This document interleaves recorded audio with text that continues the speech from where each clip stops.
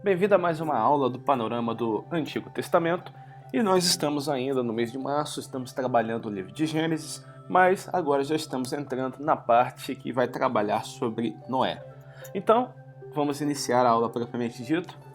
Gênesis 5:3. Então disse o Senhor: o meu espírito não agirá para sempre no homem, pois este é carnal, e os seus dias serão 120 anos. Às vezes a gente entende esse versículo como que a partir desse momento Deus vai limitar a vida humana a 120 anos. Não. A ideia aqui é que dentro de 120 anos Deus agirá, fará alguma coisa, fará uma intervenção na história. Até porque a tradução dessa frase que a gente tem aí sublinhada, ela também pode ser feita da seguinte forma: eles permanecerão por mais 120 anos. Então, a ideia que se tem é que, passado esse tempo, algo vai ocorrer, um juízo vindo da parte de Deus ocorrerá. Aqui está Gênesis capítulo 5 a 10, falando sobre os dias de Noé, é porque a gente vai ter no finalzinho do 5, falando ali sobre Noé. E aí a gente já começa do 6 em diante, propriamente dito, falando sobre Noé. Bem, Noé ele faz parte dessa geração pré-diluviana. E quando nós olhamos para essa geração, ela tem algumas características, dentre elas uma grande longevidade. A gente pode verificar que Adão viveu mais de 900 anos, assim como Matusalém e inúmeros outros. Você vai ver que Gênesis 6:4 vai falar que existiam gigantes na face da terra. E quando nós falamos de gigantes, entenda, não estamos falando de homens de 15 metros de altura, estamos falando de gigantes, segundo o conceito bíblico. Segundo o conceito bíblico, gigante 3 metros de altura seria uma ideia muito aceitável para você poder entender isso. E não é nada que foge da nossa realidade, porque em 1940 nós tínhamos um homem com 2,72 m. Então, é possível, dentro de uma condição climática completamente diferente do que nós temos nos dias atuais, ter um homem com 3 metros de altura. Não é algo que poderia chegar e falar, isso aqui é inviável. Você vai ver, falando também em Gênesis 6:4, que nessa época existiam valentes de renome. Vamos verificar também em Gênesis 4, e podemos pegar qualquer um ali da geração de Caim para poder levantar isso. Que os homens naquela época eram depravados. E a gente pode verificar que essa geração de Caim, ela se perpetuou, e ela cresceu, e ela dominou praticamente o mundo conhecido. Você vê que os homens da linhagem de Caim, eles eram tidos como homens sanguinários, homens que se preocupavam apenas com exaltar o seu próprio nome perante os demais, homens que venciam pela violência, pela força, homens que queriam dominar. Mas, além de serem depravados, nós temos violentos e corruptos naquele período também. E isso a gente vai encontrar em 6, 11 a 13, falando da geração que estava habitando a terra na época em que Noé estava vivo, na época em que Noé recebeu a ordem para chegar e construir a arca. Então Deus diz que existiam homens violentos nessa época. E não é muito difícil da gente imaginar isso, porque a gente verifica pela descendência de Lameque. Lameque mesmo diz, com as suas próprias palavras, que, olha, matei um homem porque me pisou e um mancebo porque me feriu. Então, por coisas banais, ele chega e ele tira a vida do ser humano. Lameque não entende a questão da soberania de Deus e não entende também a questão da misericórdia de Deus e da graça de Deus. Quando Deus chega e coloca um sinal em Caim para que ninguém matasse Caim. E Deus diz que se alguém tentasse alguma coisa, 7 vezes se cobraria dessa pessoa. Lameque chega e adultera isso e fala que, olha, se de Caim 7 vezes, de Lameque 70 vezes 7. Como se ele fosse mais importante, como que o fato dele ter matado 2 pessoas tornasse ele até mais digno dentro da geração dele, como alguém de renome dentro da sua própria geração. Então, ele não entende a graça de Deus. E ele utiliza isso de forma a se tornar um patamar, um alvo a ser alcançado, como um ideal a ser vivido. Bem, os homens daquela época também, eles eram muito inteligentes. A gente pode pegar até 2:20, onde que Adão vai chegar e sair nomeando todos os seres viventes, para a gente identificar que Adão era uma pessoa bem inteligente. para você poder olhar para um animal e dar a ele um nome que combinasse com ele, você tem que ter um certo grau de inteligência. Você não pode citar qualquer coisa. Da mesma forma, a gente poderia ter pego qualquer outro homem. A gente poderia, por exemplo, pegar um homem da geração de Caim. Vamos pegar, por exemplo, Tubal-Caim. Tubal-Caim, ele fazia harpas. Você sabe como afinar uma harpa? Se alguém te desse uma harpa na mão, você conseguiria afinar ela de modo que ela desse as notas com exatidão? E na realidade, se alguém tivesse te mandado construir uma harpa, você construiria essa harpa com perfeição? E vamos para a arca, então, propriamente dito. Toda a engenharia que se tem para construir uma arca, e essa arca flutuar, os homens eles deveriam ser inteligentes nessa época, para conseguir fazer essas coisas. Se não fossem, eles não conseguiriam fazer nada daquilo que está escrito no livro de Gênesis. E esses homens, eles eram vegetarianos. Nós só verificamos lá em 9:3, ali sim a gente verifica a ordem, indicando que os homens agora poderiam fazer uso de todos os tipos de alimentos. Aqui não. Antes disso não tem essa ordem. Pois assim como foi nos dias de Noé, também será a vinda do Filho do Homem. Então, assim como foi, assim também será quando o Filho do Homem vier. Então tem algumas coisas nessa geração pré-diluviana que elas servem de características, servem de marcos, servem de sinais, para que nós venhamos a entender o que há de estar ocorrendo na face da Terra na época em que o Filho do Homem virá.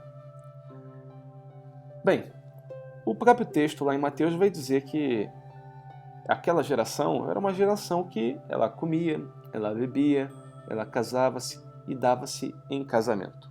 E aí, quando a gente tem essa questão de dar-se em casamento, é dar-se a todo tipo de relacionamento, seja ele qual for.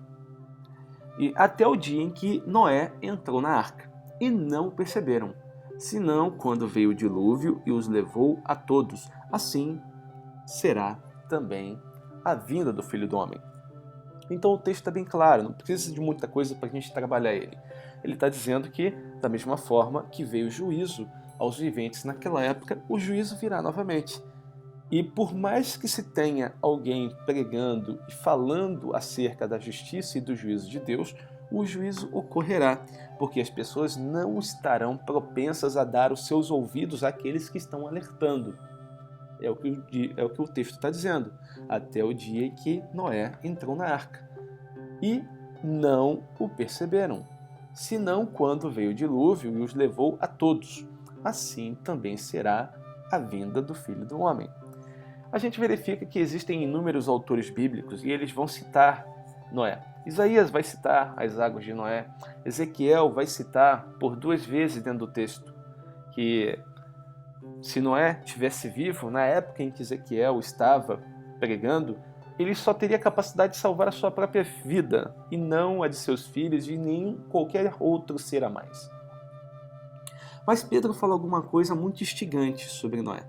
Ele vai falar que e não poupou o mundo antigo, mas preservou a Noé, o pregador da justiça. Então Noé era tido como pregador da justiça. Noé era aquele que pregou o mundo antigo, mas o mundo antigo não se converteu. O mundo antigo não se arrependeu.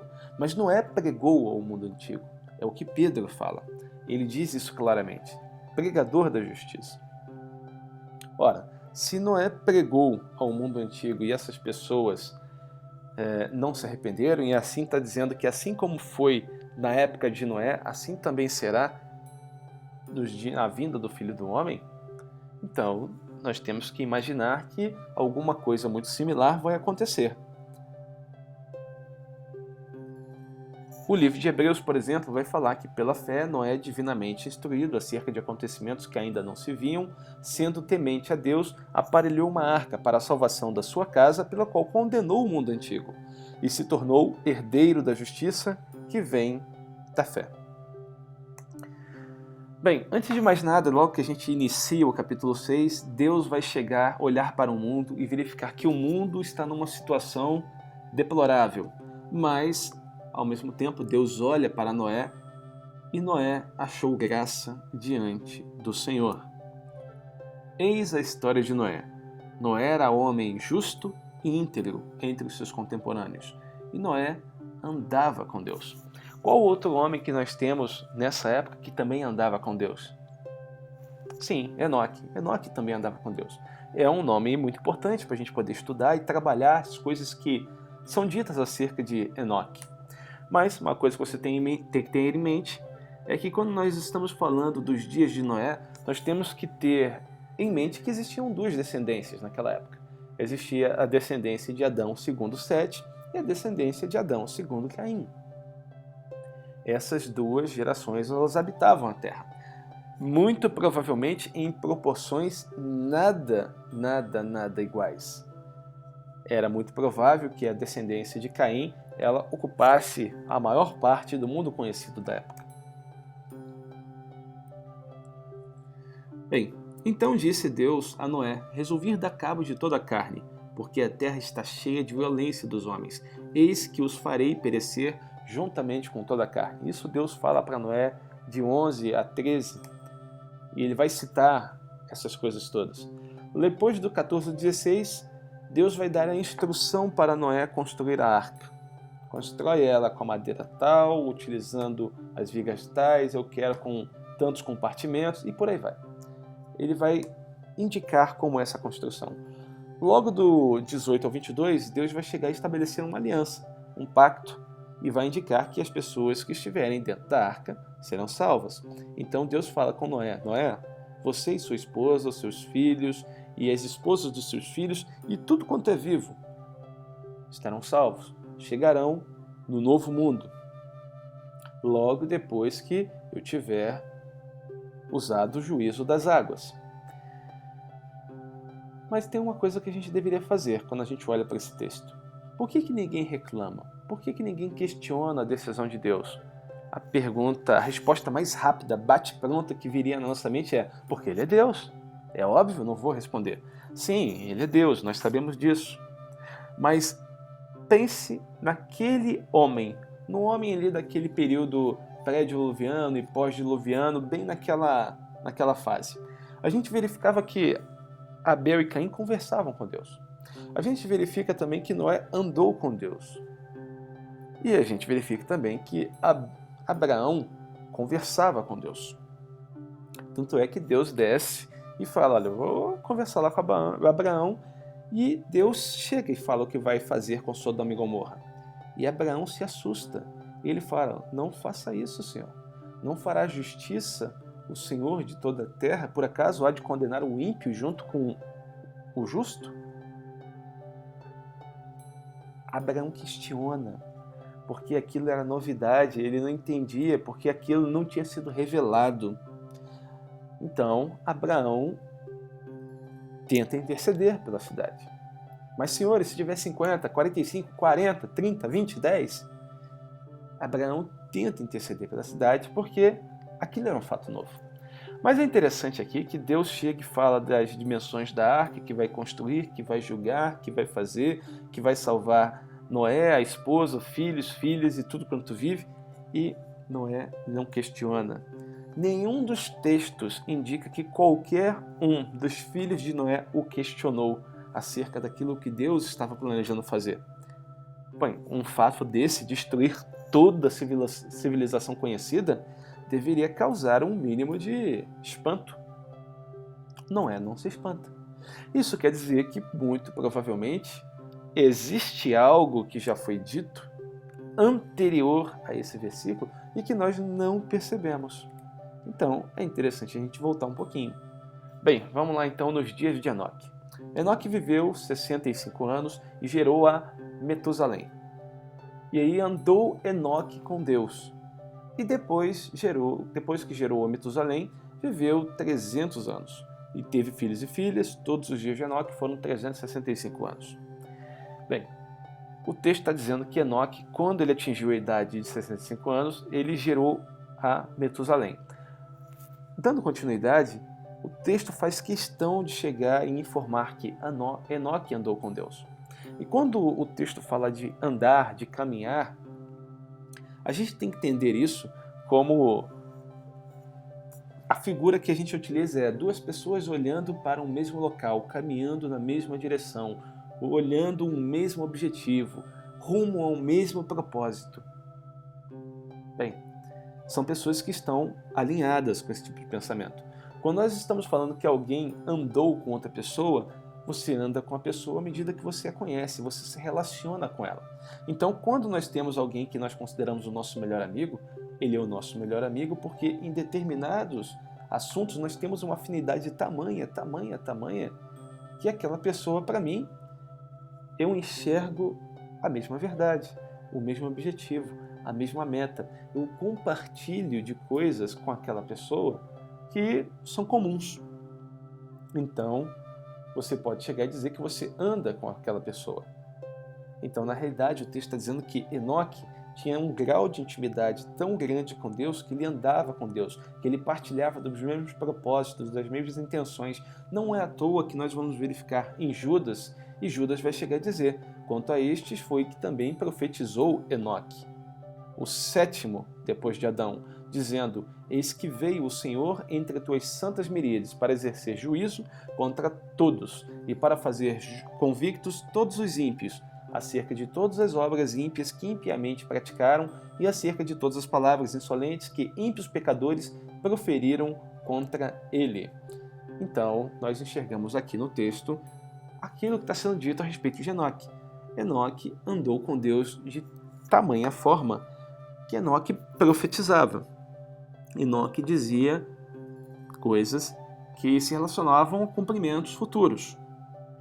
Então a gente vê lá em Judas esse texto sendo utilizado para falar da vinda do Messias, da volta do Messias, da segunda vinda do Messias. E Enoque já tinha esse conhecimento em sua época. Como assim Enoque tinha esse conhecimento? Enoque só poderia ter esse conhecimento se ele tivesse andado, caminhado, ter o mesmo objetivo, o mesmo propósito, a mesma afinidade, a mesma meta do que aquele que informou isso para Enoque. Mas vamos lá. Enoque tinha esse grau de intimidade e Judas diz que ele era um pregador da verdade.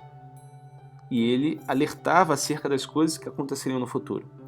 Quando nós olhamos para a genealogia, nós verificamos que o pai coloca o nome do filho e esse nome ele tem um significado.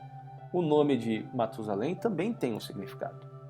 O nome de Matusalém quer dizer que, quando morto, enviará. Enoque sabia o que Deus ia enviar. A realidade é essa. Mas ele coloca o nome de filho dele de quando morto, enviará. E fica por isso. Uma coisa que a gente tem que ter com Enoque é que Enoque andou com Deus e já não era, porque Deus o tomou para si. Então, em algum momento, Deus chegou e pegou Enoque para si. Enoque foi arrebatado. É o primeiro arrebatamento que nós temos na Bíblia. É interessante notar uma coisa, o que Isaías escreve no capítulo 57, no versículo 1. Perece o justo, e não há quem se impressione com isso. E os homens piedosos são arrebatados sem que alguém considere nesse fato, pois o justo é levado antes que venha o mal. É isso que está escrito em Isaías 57:1. E é interessante que Enoque prega aos seus contemporâneos, porque ele profetiza isso. Ele chega e diz que Deus vai executar o seu juízo na face da terra. Mas as pessoas não se convertem. Enoque anuncia isso a sua vida inteira, até o momento em que Deus resolve tirar ele do meio. Deus não arrebata Enoque porque ele concluiu a missão e a missão saiu perfeita. Deus arrebata Enoque porque o tempo que Deus tinha dado para Enoque tinha expirado. Então Deus predeterminou um período e Enoque tinha que trabalhar dentro desse período. E é interessante essa analogia quando nós olhamos para a questão do sétimo. Enoque foi o sétimo na sua geração. Então nós temos ali Enoque sendo o sétimo pela geração de Sete e temos Lameque como sendo o sétimo na geração de Caim. Enoque é aquele que andava com Deus, tinha intimidade com Deus, partilhava dos mesmos objetivos que Deus.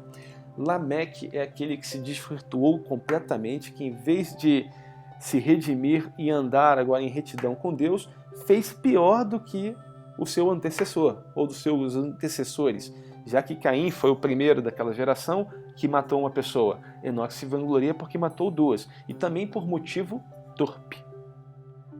Então você vê duas gerações que começam a se distanciar de uma forma que elas não têm mais relacionamento, não têm mais intimidade nenhuma. E ambos são o sétimo da linha de descendência. Um caminhou ao lado de Deus e outro que se afastou completamente de Deus. Então, o que a Bíblia fala sobre 7? Sobre o número 7?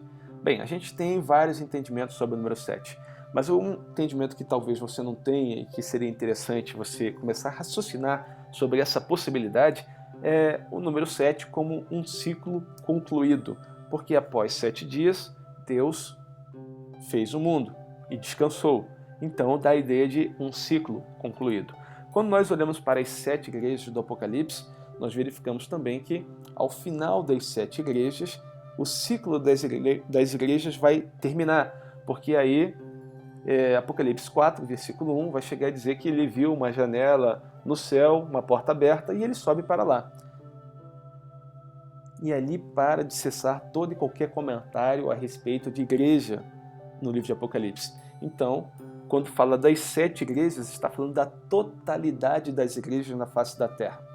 É uma representação dentro de 7, mas que ao mesmo tempo abrange todas as igrejas e cada igreja tem uma recompensa. Ao vencedor, dar-lhe-ei, ao vencedor, dar-lhe-ei, mas nenhuma daquelas igrejas, sejam históricas ou seja ela período temporal, receberam alguma das promessas. Isso quer dizer que as promessas só serão dadas ao término do período, ao término do ciclo, quando o ciclo for concluído. Então, novamente, nós temos essa ideia. Temos também as trombetas. São 7 trombetas. Então, é um ciclo de julgamentos de Deus. Nós temos as 7 taças também, em Apocalipse. Também é um ciclo de julgamento de Deus. Da mesma forma, a gente vai ter ali o candelabro de ouro, a visão dos 7 anos. Então, a gente vai estar ali com o Faraó. Faraó vai chegar e ver vacas magras e vacas gordas, espigas robustas e espigas bem franzinas. E José vai interpretar o sonho e vai falar, olha, esses 7 animais que vocês estão vendo bem avantajados representam 7 anos de fartura. Esses animais que vocês estão vendo aí bem franzinos representam 7 anos de profunda fome. Nós estamos falando de 2 ciclos. 2 ciclos que iriam ocorrer. 7 anos de fartura, 7 anos de fome. Então, o 7 como um ciclo concluído não é uma ideia assim tão fora do comum. E outra, tem a seguinte ideia. Deus deu a visão para o Faraó, ou deu o sonho para Faraó e José interpreta. Se Faraó não aceitasse a interpretação de José, Deus ia voltar atrás? Não. Ia continuar ocorrendo os 7 anos de fartura e depois os 7 anos de miséria, os 7 anos de fome, os 7 anos onde que as pessoas precisariam de alimentos e não encontrariam. A questão das coisas terem dado certas é porque dentro daquele período as pessoas se moveram a fazer aquilo que deveria ser feito. Isso não quer dizer que Deus ia segurar, retardar o cumprimento da sua palavra simplesmente para que o homem pudesse cumprir sua missão. Por que eu digo isso? Porque Enoque foi o 7º. E Enoque era pregador da justiça. Enoque pregava a respeito do próprio Deus, da justiça dele, do seu julgamento, do seu juízo. E o mundo antigo não se arrependeu. Enoque foi arrebatado. Da mesma forma, a gente pode fazer um gancho para a igreja nos dias atuais. A igreja está pregando o evangelho ao mundo. E em algum dado momento, a igreja vai ser arrebatada, exatamente como ocorreu com Enoque, sem aviso prévio. Mas a igreja vai ser arrebatada porque ela conseguiu concluir a sua missão com exatidão? Não. Simplesmente porque o tempo que foi dado expirou. Então, eu não sei o tempo que a igreja ainda tem para poder pregar o evangelho. Pode ser que antes da gente terminar essa gravação de áudio, alguma coisa ocorra e a gente não esteja mais aqui. Talvez quando você estiver ouvindo, ou quando um terceiro ouvir, ou quando você imaginar a passar essa informação para alguém à frente. Nós não sabemos quando o tempo da igreja vai terminar. de semelhante modo como foi nos dias de Enoque. Só para você ter uma ideia de linha genealógica, a gente tem ali a data de nascimento e a data de morte de cada um dos descendentes de Adão, naquele princípio. Essa linha pontilhada vai simbolizar o nascimento de Noé. Então você começa a ter noção de quem teve contato com Noé. Então, de Enos para baixo, eram pessoas que tinham relacionamento com Noé. O único que não está na lista é Enoque, que Deus toma para si antes de Noé nascer. Então, Noé não conhece Enoque. É interessante que Noé vai nascer em 1056 e em 1656 Noé completa 600 anos. E é exatamente o momento em que Deus diz que ele abriu as janelas dos céus e as fontes dos abismos. E a água começou a jorrar e veio o grande dilúvio. Então, quando Noé atinge 600 anos de idade, isso ocorre. Bem, Enoque colocou o nome do seu filho de quando morto enviará. Matusalém morre em 1656, exatamente na data em que ocorre o dilúvio. A tradição judaica indica que Matusalém morre exatamente na data em que Noé é convidado a entrar na arca. Então, a vida expira em Matusalém e Deus ordena: Noé, sobe na arca, venha para a arca. A partir daí, 7 dias depois, ocorre o dilúvio, propriamente dito. Bem, descendente de Matusalém, o filho dele é Lameque, e Lameque morre antes do pai, 1651.